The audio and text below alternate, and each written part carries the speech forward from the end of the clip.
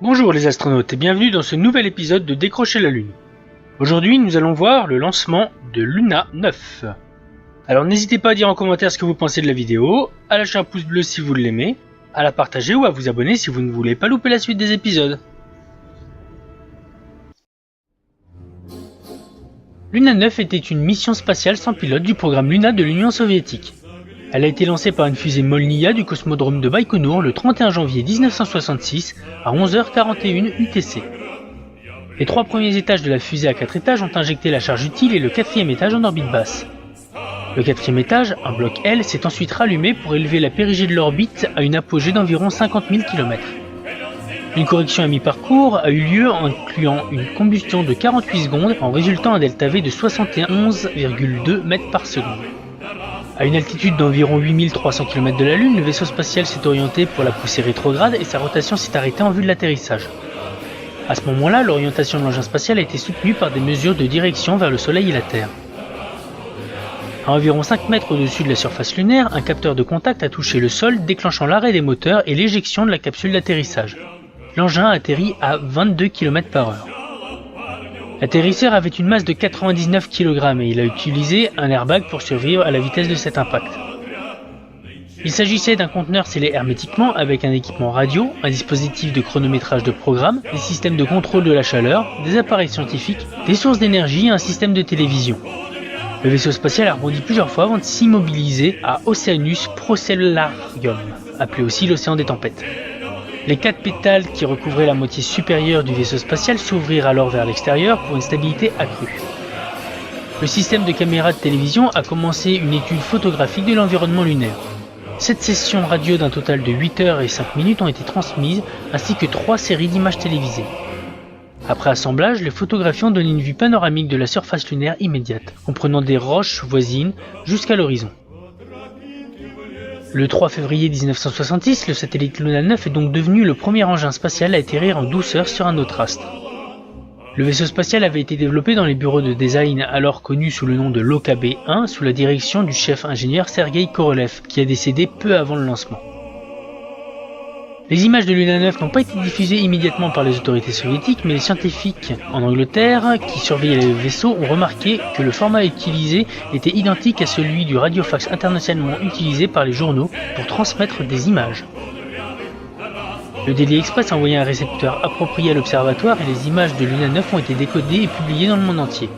La BBC a spéculé que les concepteurs de l'engin spatial ont délibérément équipé la sonde d'un équipement conforme à la norme pour permettre la récupération des images par tout le monde.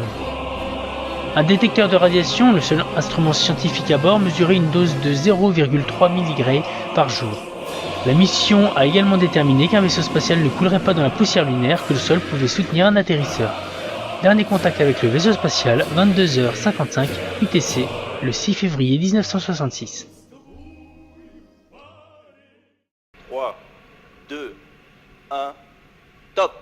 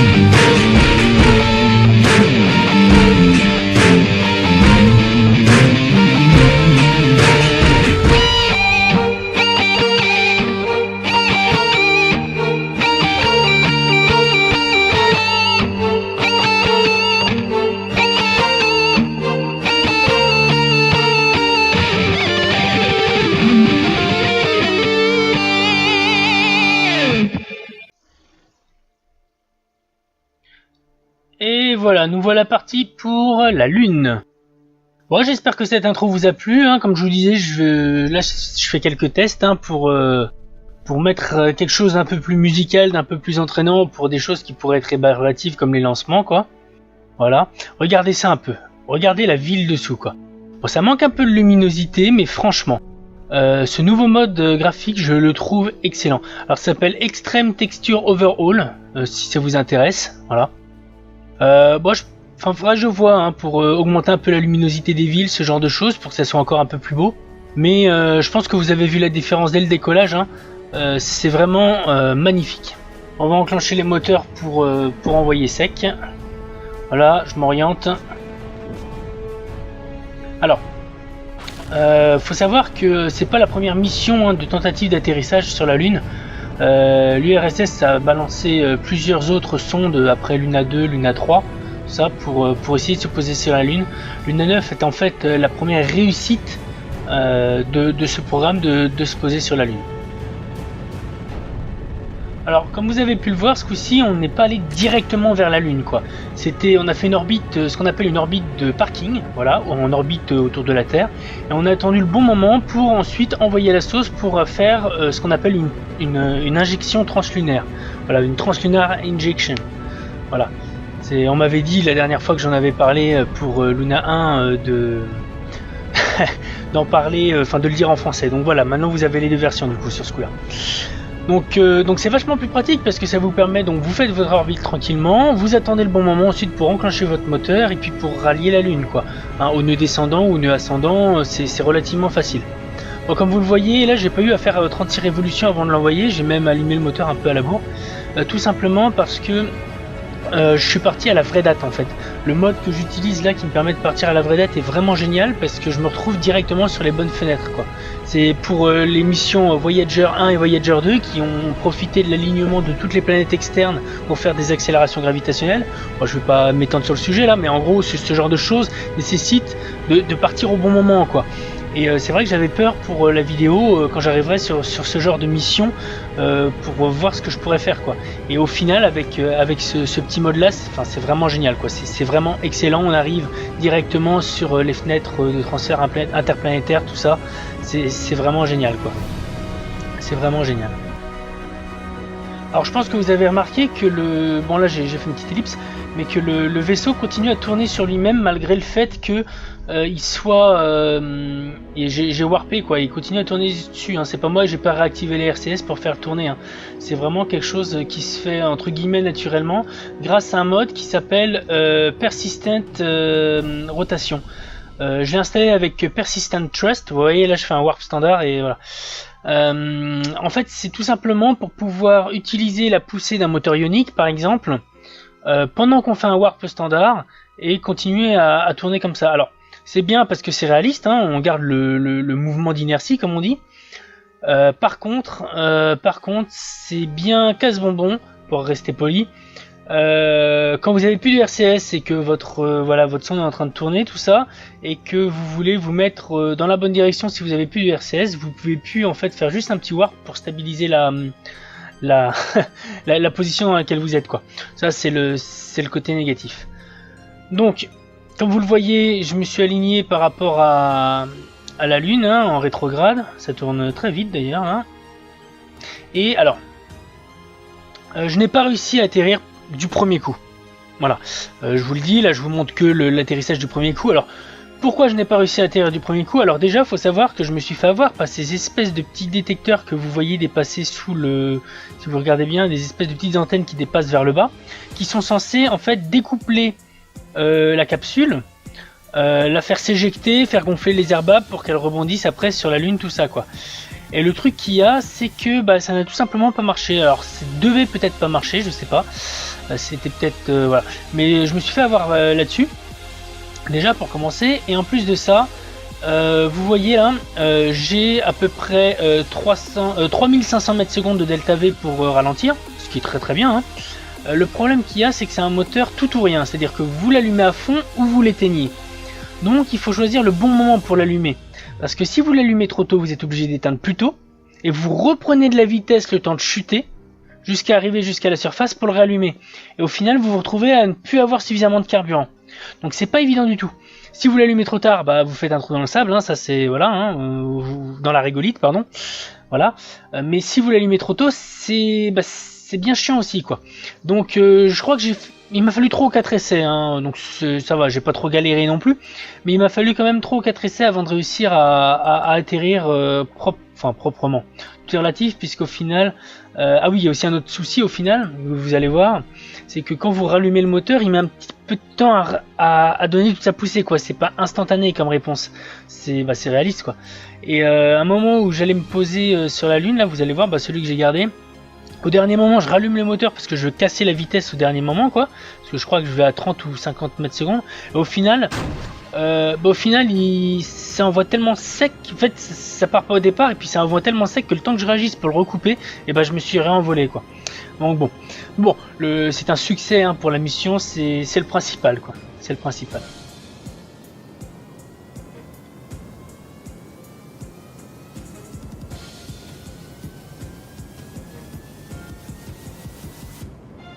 Alors, un autre truc qui est bon à savoir, c'est que si votre moteur tourne à 100%, il sera plus efficace que si vous êtes à 50 ou 20%. Ça, c'est valable aussi dans le jeu de base, hein, sans les modes de réalisme, tout ça. Voilà, c'est beaucoup plus efficace quand il est à 100%, quand il donne son maximum. Autre chose aussi, alors ça, je sais pas si c'est pris en compte dans KSP, mais en théorie, votre carburant devient plus efficace. Alors, je sais plus exactement le terme, hein. C'est scientifiquement prouvé que votre poussée, du coup, votre combustion sera plus efficace si vous êtes proche d'un puits gravitationnel, donc d'un astre, quand vous poussez, quoi. C'est pour ça qu'il y a vous avez probablement vu ça, il y a beaucoup de personnes qui, par exemple, pour aller vers Mars, sur KSP, ils font 5-6 poussées en fait les unes après les autres pour augmenter au fur et à mesure leur apogée. C'est tout simplement pour se servir de ça. Alors après, je suis pas convaincu de l'utilité de faire ça, hein, quoi. Par contre, vous voyez, regardez, hop. Voilà. Vous avez vu, ça c'est exactement ce qui s'est passé, du coup, c'est ce que je vous expliquais tout à l'heure. J'ai rallumé le moteur un peu avant, mais en fait il s'est vraiment enclenché à fond au moment où je suis allé toucher le sol. Donc voilà. Donc je suis remonté en l'air, tout ça, et puis au final j'ai redonné un dernier petit coup, mais qui n'a pas servi à grand chose. Et j'ai éjecté la capsule, ou le parachute, l'airbag s'est même pas déployé alors qu'il aurait dû, c'est, voilà, boum. Alors normalement, les deux modules latéraux auraient dû être largués avant. Le truc qu'il y a, c'est que comme je suis un peu en galère de points de science, et qu'il y a des appareils de mesure dedans, et voilà, et j'ai préféré les garder. Donc voilà, mission réussie, on s'est posé sur la Lune. Voyez un peu aussi les effets du soleil, hein. Vous avez vu, les effets du soleil sont vachement sympas. Le sol de la Lune est relativement bien fait. Alors je me rappelle plus la version standard si c'était aussi bien fait. En tout cas là il est pas mal, hein, je trouve. Bon, il n'y a pas la poussière bien évidemment, hein, et on va pas non plus exagérer. Par contre voilà, on a notre Kinder Surprise qui a atterri. Il se relève tout seul. Ouais, l'airbag c'était pas forcément nécessaire maintenant, c'est un peu tard. Ouais, c'est pas mal là.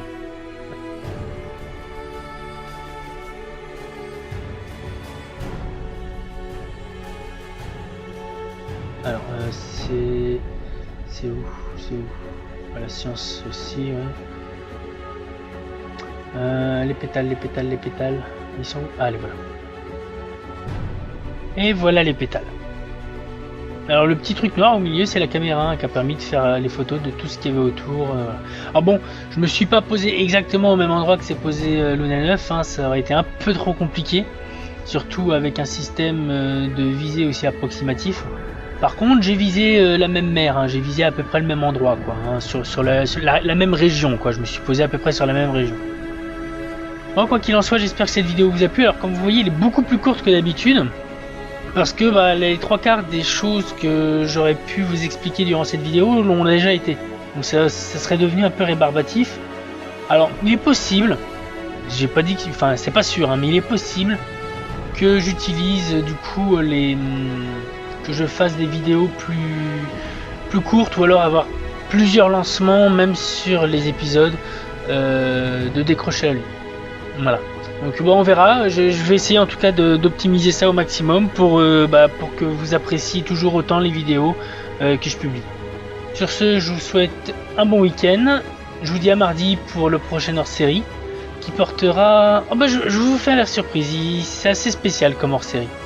Donc je vous souhaite, comme je vous disais, un bon week-end et n'hésitez pas à vous abonner, à lâcher un like si vous avez apprécié la vidéo et surtout, si possible, partagez-la à un maximum de personnes.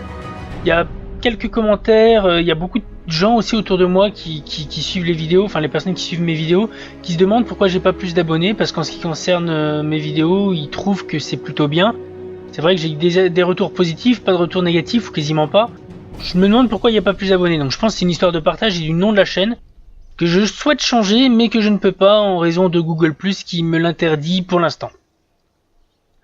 Voilà, donc une dernière fois encore, merci d'avoir regardé cette vidéo. Je vous donne rendez-vous mardi prochain pour ce hors-série assez spécial.